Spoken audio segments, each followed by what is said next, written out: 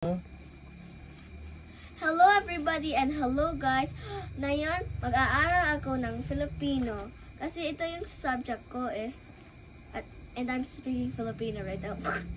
Opo, sige. Kaya mo yan. So, mag-aaral ako ng sanhi at bunga. Ang sanhi ay Sige lang, go. Diretso lang. You'll edit it in CapCut? Okay. Like, what you talk, how do you call that in Tagalog?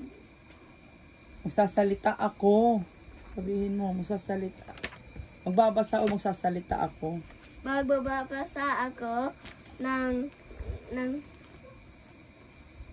Patingin. sanhi at bunga. O, sige, basahin mo na.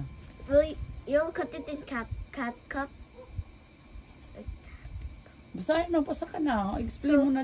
Explain Yung mo na. sanhi ay pinag-uusap inyo. At tapos yung mga ay mga consequences. Example,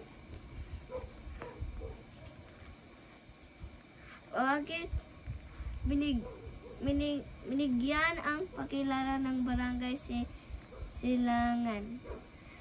And so the consequences is dahil malinis ito at nakakaisa ang mga tao rito. It's like that. Ano pa? So also, there's also konkreto at di konkreto. Yung konkreto ay hinahawakan o pwede nyo ikikita. At yung di konkreto ay feel pero di hinahawakan. Okay, ano pang ibang mga example niyan? No example. Oh. Example, iPhone. Konkreto yun, di ba? Kasi kinakita mo at tapos hinahawakan. At ito, aklat. Okay. At tapos hindi ko, example, air.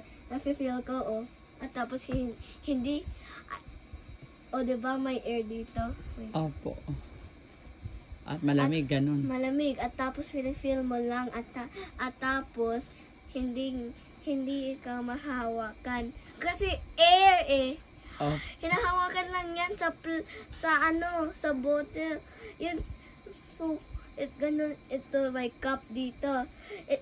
You need paper. At tapos boom.